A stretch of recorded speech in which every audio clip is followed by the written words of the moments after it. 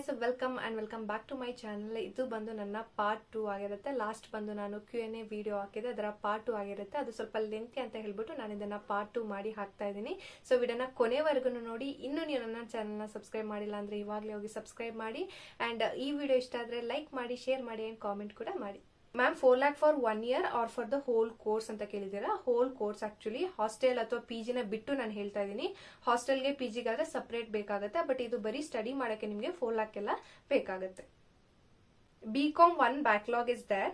I have applied for revaluation and my PGCT marks is 51. What should I update in my result ಅಂತ ಕೇಳಿದ್ದಾರೆ.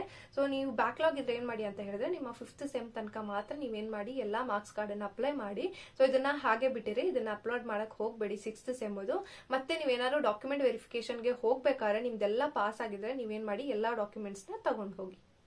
ನಾವು loan ಅನ್ನ ಎಲ್ಲಿ apply ಮಾಡಬೇಕು ಅಂತ ಕೇಳಿದ್ದಾರೆ. ಸೊ ನೀವು ಬ್ಯಾಂಕ್ಗೆ ವಿಸಿಟ್ ಮಾಡಿದಾಗ ಬ್ಯಾಂಕ್ ಅವರು ಹೇಳ್ತಾರೆ ನೀವು ಯಾವ ಸ್ಕೀಮ್ ಅಲ್ಲಿ ಅಪ್ಲೈ ಮಾಡಬೇಕು ಅಂತ. ಸೊ ನೀವು ಹೋಗಿ ಸೈಬರ್ ಅಲ್ಲಿ ಯಾವ ಸ್ಕೀಮ್ ಅಂಡರ್ ಅಲ್ಲಿ ಅಪ್ಲೈ ಮಾಡಬೇಕು ಆ ಸ್ಕೀಮ್ ಅಂಡರ್ ಅಲ್ಲಿ ಅಪ್ಲೈ ಮಾಡಬೇಕಾಗತ್ತೆ. ಅದ್ರದ್ದು ಏನು ನೀವು ಅಪ್ಲಿಕೇಶನ್ ಫಾರ್ಮ್ ಇರುತ್ತೆ ಅದನ್ನ ತಗೊಬಂದು ನೀವು ಬ್ಯಾಂಕ್ ಅಲ್ಲಿ ಕೊಡ್ಬೇಕಾಗುತ್ತೆ. I have confusion the total how much amount will require to complete 2 years of MBA and education loan covers PG or hostel bill also. Please reply ಅಂತ ಕೇಳಿದ್ದಾರೆ. ಸೊ ಟೋಟಲ್ ಬಂದ್ಬಿಟ್ಟು ನಿಮ್ಗೆ 4 lakh ಎಲ್ಲ ಬೇಕಾಗುತ್ತೆ, 4 lakh ಅಬೋನು ಬೇಕಾಗುತ್ತೆ. ಯಾಕಂತ ಹೇಳಿದ್ರೆ ನಿಮ್ಗೆ ಹಾಸ್ಟೆಲ್ ಫೀಸು PG ಇದೆಲ್ಲ ಸಪರೇಟ್ ಆಗುತ್ತಲ್ಲ, ಸೊ ಹಾಗಾಗಿ ನಿಮ್ಗೆ 4 lakh ಪ್ಲಸ್ ಬೇಕಾಗುತ್ತೆ. ನಿಮ್ಗೆ ಬರೀ ಸ್ಟಡಿ ಮಾಡಕ್ಕೆ ಐ ಥಿಂಕ್ 4 lakh ಅಂಡ್ ಅದ್ರ ಮೇಲೆ ನೀವು ಹಾಸ್ಟೆಲ್ ಫೀಸು PG ಫೀಸು ಇದೆಲ್ಲ ಎಕ್ಸ್ಟ್ರಾ ಕೊಡ್ಬೇಕಾಗತ್ತೆ.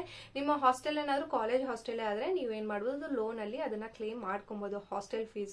ಬಟ್ PGದಾದ್ರೆ ಇನ್ ಕೇಸ್ ಅದು ಕಾಲೇಜ್ಗೆ ಟೈಅಪ್ ಆಗಿದ್ರೆ ನಿಮ್ಗೆ ಲೋನ್ ಅಲ್ಲಿ ಅದನ್ನ ಸೇರಿಸ್ಕೊಬಹುದು. ಬಟ್ ನಿಮ್ಗೆ ಏನಾದ್ರು ಕಾಲೇಜ್ಗೆ ಟೈಅಪ್ ಆಗಿಲ್ಲ, ನೀವು ಪ್ರೈವೇಟ್ PGಲಿ ನೀವೇನಾದ್ರೂ ಹೋಗಿ ಇದ್ದೀರಾ ಅಂತ ಹೇಳಿದ್ರೆ ಸೊ ಸ್ವಲ್ಪ ಕಷ್ಟ ಆಗ್ಬೋದು ನಿಮ್ಗೆ ಲೋನ್ ಜೊತೆ ಅದನ್ನ ಕ್ಲೇಮ್ ಮಾಡ್ಕೊಳಕ್ಕೆ. If my parents have government job can I get education loan ಅಂತ ಕೇಳಿದ್ದಾರೆ. ಸಿಗುತ್ತೆ, ಏನು ತೊಂದರೆ ಇಲ್ಲ. ನಿಮ್ಮ ಪೇರೆಂಟ್ಸ್ ಗವರ್ಮೆಂಟ್ ಜಾಬ್ ಅಲ್ಲಿ ಇದ್ರು ಅವ್ರಿಗೊಂದು ಸೋರ್ಸ್ ಆಫ್ ಇನ್ಕಮ್ ಇದೆಲ್ಲ, ಸೊ ಅಫ್ಕೋರ್ಸ್ ನಿಮ್ಗೆ ಓದಕ್ಕೆ ಅಂತ ಸಿಗುತ್ತೆ education loan. Can I get education loan for management quota for MCA? ಸಿಗುತ್ತೆ. ನೀವು ಮ್ಯಾನೇಜ್ಮೆಂಟ್ ಕೋಟಾ ಆಗಿರ್ಬೋದು ಅಥವಾ ಗವರ್ಮೆಂಟ್ ಕೋಟಾ ಆಗಿರ್ಬೋದು ನಿಮ್ಗೆ ಲೋನ್ ಸಿಗುತ್ತೆ. ಸ್ಟೂಡೆಂಟ್ ಲೋನ್ ಯಾವಾಗ ಅಪ್ಲೈ ಮಾಡಬೇಕು ಪ್ಲೀಸ್ ಹೇಳಿ ಅಂತ ಕೇಳಿದ್ದೀರಾ. ಸೊ ಸ್ಟೂಡೆಂಟ್ ಲೋನ್ ಬಂದ್ಬಿಟ್ಟು ನೀವು ಅಡ್ಮಿಷನ್ ಆದ್ಮೇಲೆ ಅಪ್ಲೈ ಮಾಡ್ಬೇಕಾಗತ್ತೆ. ಯಾವ ಬ್ಯಾಂಕ್ ಅಲ್ಲಿ ಲೋನ್ ಕೊಡ್ತಾರೆ ಹೇಳ್ರಿ ಪ್ಲೀಸ್ ಅಂತ ಕೇಳಿದ್ದೀರಾ. ಸೊ ಅದು ಡಿಪೆಂಡ್ ಆಗುತ್ತೆ, ಬ್ಯಾಂಕ್ ಮೇಲೆ ಡಿಪೆಂಡ್ ಆಗುತ್ತೆ. ಕೆಲವೊಂದು ಬ್ಯಾಂಕ್ ಕೊಡ್ತಾರೆ, ಕೆಲವೊಂದು ಬ್ಯಾಂಕ್ ಕೊಡಲ್ಲ. ಸೊ ಹಾಗಾಗಿ ನೀವೇನ್ ಮಾಡ್ಬೇಕಾಗತ್ತೆ, ಬ್ಯಾಂಕ್ ನ ವಿಸಿಟ್ ಮಾಡ್ಬೇಕಾಗತ್ತೆ, ಬೇರೆ ಬೇರೆ ಬ್ಯಾಂಕ್ ನ ವಿಸಿಟ್ ಮಾಡ್ಬೇಕಾಗತ್ತೆ. ಅಲ್ಲಿ ವಿಸಿಟ್ ಮಾಡ್ಬಿಟ್ಟು ನೀವು ವಿಚಾರಿಸಬೇಕಾಗತ್ತೆ. ಸೊ ಅದರಲ್ಲಿ ಯಾವ್ದೋ ಒಂದು ಬ್ಯಾಂಕ್ ಅವರು ಕೊಡ್ತಾರೆ.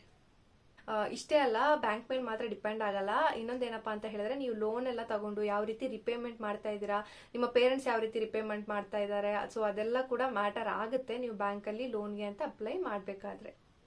ಸೆಕೆಂಡ್ ರೌಂಡ್ಗೆ ವೇಟ್ ಮಾಡಿದ್ರೆ ಯಾವ್ದಾದ್ರು ಕಾಲೇಜಲ್ಲಿ ಸೀಟ್ ಸಿಗುತ್ತೆ. ನಮ್ದು 29 ಮಾರ್ಕ್ಸ್ ಇದೆ ಅಂತ ಹೇಳಿದ್ದಾರೆ. ಸೊ ಸಿಕ್ಕಿದ್ರು ಸಿಗ್ಬೋದು. ಸೆಕೆಂಡ್ ರೌಂಡ್ ತನಕ ವೇಟ್ ಮಾಡಿ. ಇನ್ ಕೇಸ್ ಸಿಗ್ಲಿಲ್ಲ ಅಂತ ಹೇಳಿದ್ರೆ ನೆಕ್ಸ್ಟ್ ಇಯರ್ ತನಕ ಕಾಯ್ಬೇಕಾಗತ್ತೆ. ಇಲ್ಲ ನಾವು ಮ್ಯಾನೇಜ್ಮೆಂಟ್ ಸೀಟ್ ಅಲ್ಲಿ ಸೇರ್ತೀವಿ ಅಂತ ಹೇಳಿದ್ರೆ ನಿಮ್ಗೆ ಮನಿ ಜಾಸ್ತಿ ಬೇಕಾಗತ್ತೆ, ಫೀಸ್ ಎಲ್ಲ ಜಾಸ್ತಿ ಇರುತ್ತೆ. ಸೊ ಇನ್ ಕೇಸ್ ನೀವೇನಾದ್ರು ಮ್ಯಾನೇಜ್ಮೆಂಟ್ ಸೀಟ್ ಅಲ್ಲಿ ಜಾಯಿನ್ ಮಾಡ್ತೀನಿ ಅಂತ ಜಾಯಿನ್ ಮಾಡಿಲ್ಲ ನೆಕ್ಸ್ಟ್ ಇಯರ್ ತನಕ ವೇಟ್ ಮಾಡ್ತೀನಿ ಅಂತ ಹೇಳಿದ್ರೆ ನೀವು ಯಾವ್ದಾದ್ರು ಒಳ್ಳೆ ಜಾಬ್ ನೋಡ್ಕೊಂಡು 1 year ತನಕ ಯಾವ್ದಾದ್ರು ಜಾಬ್ ಮಾಡಿ. Which specialisation you have taken ಅಂತ ಕೇಳಿದಿರಾ. ನಾನು ಬಂದು ಫಿನಾನ್ಸ್ ತಗೊಂಡಿರೋದು. ನಂಗೆ ಮೊದಲಿಂದಾನು ಈ ಫಿನಾನ್ಸು ಅಕೌಂಟ್ಸ್ ಇದ್ರ ಮೇಲೆಲ್ಲ ಇಂಟ್ರೆಸ್ಟ್ ಜಾಸ್ತಿ ಇದ್ರಿಂದ ನಾನು ಫಿನಾನ್ಸ್ ತಗೊಂಡಿದ್ದು. ಅಂಡ್ ನಂದು ಬಂದ್ಬಿಟ್ಟು ಕಾಮರ್ಸ್ ಬ್ಯಾಕ್ ಗ್ರೌಂಡ್. ಸೊ ಹಾಗಾಗಿ ನಾನು ಫಿನಾನ್ಸ್ ತಗೊಂಡಿದ್ದು. ಮಾರ್ಕ್ಸ್ ಎಂಟ್ರಿ ಆಗ್ತಿಲ್ಲ ಡಾಕ್ಯುಮೆಂಟ್ ಅಂತ. ಸೊ ಏನಾಗುತ್ತೆ ಅಂತ ಹೇಳಿದ್ರೆ, ನೀವು ಅವ್ರು ಕೊಟ್ಟಿರ್ತಾರೆ ಲಿಮಿಟೆಡ್ ಸೈಜ್ ಕೊಟ್ಟಿರ್ತಾರೆ, ಆ ಫೈಲ್ದು ಸೈಜ್ ಎಷ್ಟಿರ್ಬೇಕು ಅಂತ. ಸೊ ನೀವು ಅದ್ರೊಳಗೇನೆ ಅಪ್ಲೋಡ್ ಮಾಡ್ಬೇಕಾಗತ್ತೆ. ಫಾರ್ ಎಕ್ಸಾಂಪಲ್ 10 MB ಅಂತ ಕೊಟ್ಟಿದ್ರೆ 10 MBನೇ ಇರ್ಬೇಕಾಗತ್ತೆ. ನೀವು ಅದಕ್ಕಿಂತ ಜಾಸ್ತಿ ಇದ್ರೆ ಅದು ಅಪ್ಲೋಡ್ ಆಗಲ್ಲ. ಕರೆಸ್ಪಾಂಡೆನ್ಸ್ ಮಾಡೋಕೆ PGCT ರ್ಯಾಂಕಿಂಗ್ ಹೆಲ್ಪ್ ಆಗುತ್ತಾ ಅಂತ ಕೇಳಿದ್ದಾರೆ. ಸೊ ನೀವೇನಾದ್ರೂ ಪಾರ್ಟ್ ಟೈಮ್ ಮಾಡೋದಾದ್ರೆ ಅಂದ್ರೆ ಈವ್ನಿಂಗ್ ಕಾಲೇಜ್ ಆಗಿರ್ಬೋದು ಅಥವಾ ಆನ್ಲೈನ್ ಕ್ಲಾಸಸ್ ತಗೊಳ್ಳೋದಾದ್ರೆ ಇಂಥ ಟೈಮಲ್ಲೆಲ್ಲ ನಿಮ್ಗೆ ಏನಾಗುತ್ತೆ ಅಂತ ಹೇಳಿದ್ರೆ PGCT ಕನ್ಸಿಡರ್ ಮಾಡ್ತಾರೆ. ವೆರಾಸ್ ನೀವು ಕರೆಸ್ಪಾಂಡೆನ್ಸ್ ಮಾಡೋದಾದ್ರೆ, ನಿಮ್ಗೆ ಡಿಸ್ಟೆನ್ಸ್ ಎಜುಕೇಶನ್ ಮಾಡೋದಾದ್ರೆ ನಿಮ್ಗೆ PGCT ಮ್ಯಾಟರ್ ಆಗಲ್ಲ. ನೆಕ್ಸ್ಟ್ ಕ್ವೆಶ್ಚನ್, KEAಗೆ ಪೇ ಮಾಡಿರೋ ಫೀಸ್ ಕಾಲೇಜ್ಗೆ ಬರುತ್ತೆ ಅಂದ್ರಿ ಅಲ್ವಾ. ಸೊ ನಾವು ಅಡ್ಮಿಷನ್ ಆಗ್ಬೇಕಾದ್ರೆ ಕಾಲೇಜ್ ಫೀಸ್ ಅಲ್ಲಿ ಅದನ್ನ ಡಿಡಕ್ಟ್ ಮಾಡಿ ಹೇಳ್ತಾರಾ? ಹೌದು, ನಿಮ್ಗೆ ಕಾಲೇಜ್ ಫೀಸ್ ಅಲ್ಲಿ ಅದನ್ನ ಡಿಡಕ್ಟ್ ಮಾಡ್ತಾರೆ. I lost user ID and password of PGCT please help me ಅಂತ ಕೇಳಿದ್ದಾರೆ.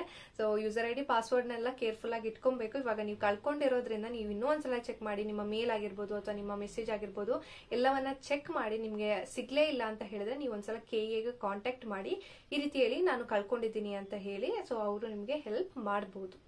BCom or BBA which is better please tell ಅಂತ ಕೇಳಿದ್ದೀರಾ. ಸೊ ಅದ್ರ ಬಗ್ಗೆ ನಾನು ಡಿಟೇಲ್ಡ್ ವಿಡಿಯೋ ಮಾಡ್ತಾ ಇದ್ದೀನಿ. So stay tune. ಯಾವ ತರ ಕಾಲೇಜ್ನ ಸೆಲೆಕ್ಟ್ ಮಾಡ್ಕೊಳ್ಳೋದು ಹೇಳಿ. ಆಲ್ರೆಡಿ ಇವಾಗ ಸೀಟ್ ಮ್ಯಾಟ್ರಿಕ್ಸ್ ಬಿಟ್ಟಿದ್ದಾರೆ ಅಲ್ವಾ, ಸೊ ನಿಮಗೆ ಯಾವ್ಯಾವ ಕಾಲೇಜ್ ಇದೆ ಅಂತ ಗೊತ್ತಿದೆ. ಆ ಕಾಲೇಜಲ್ಲಿ ಲಾಸ್ಟ್ ಇಯರ್ ಕಟ್ ಆಫ್ ಏನಿದೆ ಅಂತ ಚೆಕ್ ಮಾಡಿ. ಸೊ ಚೆಕ್ ಮಾಡಿದಾಗ ನಿಮಗೆ ಗೊತ್ತಾಗುತ್ತೆ ಯಾವ ರ್ಯಾಂಕಿಂಗ್ ಅವರು ಆಕ್ಸೆಪ್ಟ್ ಮಾಡ್ತಾರೆ ಅಂತ. ಸೊ ಬೇಸ್ಡ್ ಆನ್ ದಟ್ ನೀವೇನ್ ಮಾಡ್ಬೋದು, ಕಾಲೇಜನ್ನ ಸೆಲೆಕ್ಟ್ ಮಾಡ್ಕೊಬಹುದು.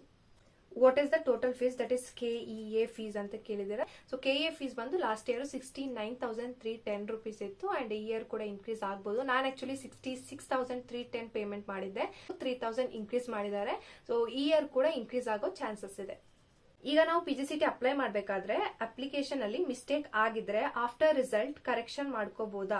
Just one minor error like passing year 2024 ಅಂತ ಇರ್ಬೇಕಿತ್ತು, ಬಟ್ ಅದು 2004 ಅಂತ ಆಗಿದೆ ಅಂತ. ಅದೆಲ್ಲ ಪರವಾಗಿಲ್ಲ, ನಿಮಗೆ ಎಡಿಟಿಂಗ್ ಆಪ್ಷನ್ ಕೊಟ್ರೆ ನೀವು ಅದನ್ನ ಎಡಿಟ್ ಮಾಡಿ. ಇನ್ ಕೇಸ್ ನಿಮಗೆ ಎಡಿಟ್ ಮಾಡಕ್ ಆಗ್ಲಿಲ್ಲ ಅಂತ ಹೇಳಿದ್ರೆ ನೀವು ಅಲ್ಲಿ ಹೋದಾಗ ಹೇಳಿದ್ರೆ ಆಯ್ತು.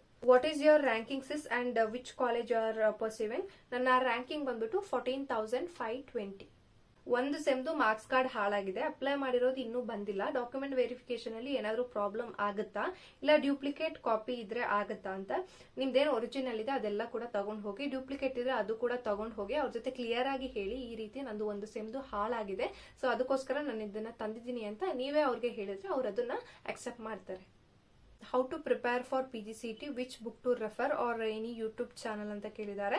ಸೊ PGCET ಪ್ರಿಪರೇಷನ್ ಹೆಂಗೆ ಮಾಡ್ಕೊಬೇಕು, ಯಾವ ಬುಕ್ನ ರೆಫರ್ ಮಾಡ್ಬೋದು, ನಾನು ಯಾವ ಬುಕ್ನ ರೆಫರ್ ಮಾಡಿದೆ, ಇದ್ರ ಬಗ್ಗೆ ಎಲ್ಲ ನಾನು ಡೀಟೇಲ್ ಆಗಿ ವಿಡಿಯೋ ಹಾಕ್ತೇನೆ. ನೀವು ಯಾವ ಕಂಪನಿಲಿ ವರ್ಕ್ ಮಾಡ್ತಾ ಇದ್ದೀರಾ ಅಂತ ಕೇಳಿದ್ದಾರೆ. ನಾನು ಬಂದು ಇವಾಗ ಸದ್ಯಕ್ಕೆ ಸ್ಟೂಡೆಂಟ್, ನಾನು MBA ಮಾಡ್ತಾ ಇದ್ದೀನಿ, ನಂದಿನ್ನ MBA ಮುಗ್ದಿಲ್ಲ. ಇದಾದ್ಮೇಲೆ ನಾನು ಜಾಬ್ಗೆ ಹೋಗ್ಬೇಕು. ಫಸ್ಟ್ ರೌಂಡ್ ಅಲ್ಲಿ ಸಿಕ್ಕಿರೋ ಕಾಲೇಜ್ ನ ಹೋಲ್ಡ್ ಮಾಡ್ಕೊಂಡು ಸೆಕೆಂಡ್ ರೌಂಡ್ ಸೆಲೆಕ್ಟ್ ಮಾಡಬಹುದಾ ಅಂತ ಕೇಳಿದ್ದಾರೆ.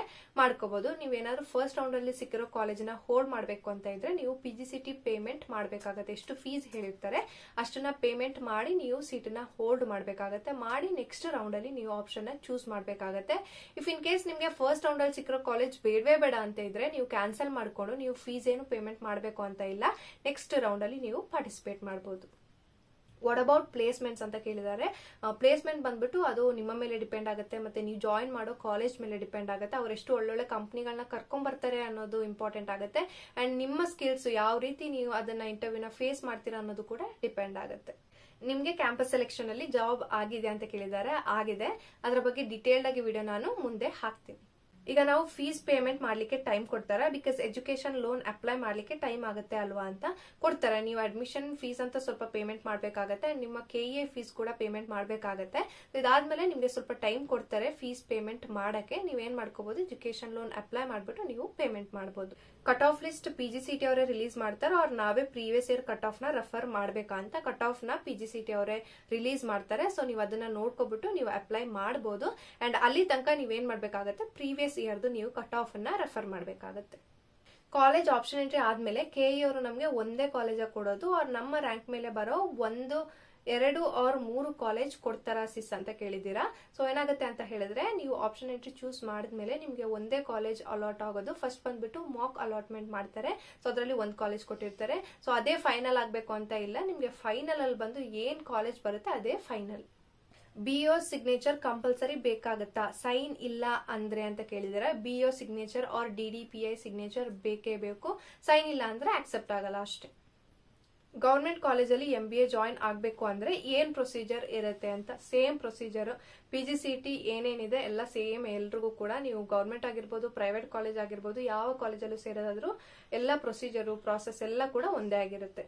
ನಾನು CET ಬರ್ದಿದ್ದೀನಿ, ಕೀ ಆನ್ಸರ್ಸ್ ಚೆಕ್ ಮಾಡಿದಾಗ 25 ಬಂದಿದೆ. ನಾನು ಬ್ಯಾಂಗ್ಳೂರ್ನಲ್ಲೇ MBA ಮಾಡಬೇಕು, ಸೊ ಒಳ್ಳೆ ಕಾಲೇಜ್ ಸಿಗುತ್ತಾ ಅಂಡ್ ಪ್ರೈವೇಟ್ ಕಾಲೇಜ್ ಸಿಗುತ್ತಾ? 25 ಬಂದಿದೆ ಅಂತ ಹೇಳ್ತಾ ಇದ್ದೀರಾ. ಸೊ ಸ್ವಲ್ಪ ಕಡಿಮೆ ಆಯ್ತು, ಹೇಳಕ್ಕಾಗಲ್ಲ, ಸಿಕ್ಕಿದ್ರು ಸಿಗ್ಬೋದು. ಸೆಕೆಂಡ್ ರೌಂಡ್ ತನಕ ವೆಯ್ಟ್ ಮಾಡಿ.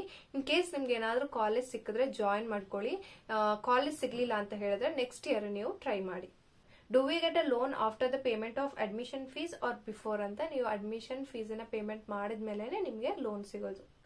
I have one doubt. If we get good marks, then also we have to pay 3 to 4 lakhs. ಹೌದು, ನಿಮ್ಗೆ ಒಳ್ಳೆ ರ್ಯಾಂಕಿಂಗ್ ಇದ್ರೂ ಕೂಡ ನೀವು ಫೀಸ್ ಅನ್ನ ಪೇಮೆಂಟ್ ಮಾಡಬೇಕಾಗತ್ತೆ. 2023 ಕಟ್ ಆಫ್ ರ್ಯಾಂಕ್ ನೋಡ್ಬೇಕು ಅಂದ್ರೆ ಎಲ್ಲಿ ನೋಡ್ಬೋದು ಅಂತ ಕೇಳಿದ್ದಾರೆ. ನೀವೇನಿಲ್ಲ, ಗೂಗಲ್ಗೆ ಹೋಗ್ಬಿಟ್ಟು 2023 PGCET ಕಟ್ ಆಫ್ ಅಂತ ಹೊಡೆದ್ರೆ ನಿಮ್ಗೆ ತೋರಿಸುತ್ತೆ. ಇದಾಗಿತ್ತು ಇವತ್ತಿನ ವಿಡಿಯೋ. ನಿಮ್ಗೆಲ್ರಿಗೂ ಯೂಸ್ ಆಗಿದೆ ಅಂತ ಅನ್ಕೊಂಡಿದ್ದೀನಿ. ಈ ವಿಡಿಯೋ ಇಷ್ಟ ಆದ್ರೆ ಲೈಕ್ ಮಾಡಿ, ಶೇರ್ ಮಾಡಿ ಅಂಡ್ ಕಾಮೆಂಟ್ ಕೂಡ ಮಾಡಿ. ಇನ್ನು ನೀವು ನನ್ನ ಚಾನಲ್ ಸಬ್ಸ್ಕ್ರೈಬ್ ಮಾಡಿಲ್ಲ ಅಂದ್ರೆ ಇವಾಗಲೇ ಹೋಗಿ ಸಬ್ಸ್ಕ್ರೈಬ್ ಮಾಡಿ. ಮುಂದಿನ ವಿಡಿಯೋದಲ್ಲಿ ಸಿಗುವ, ಅಲ್ಲಿವರೆಗೂ ಬೈ ಬಾಯ್.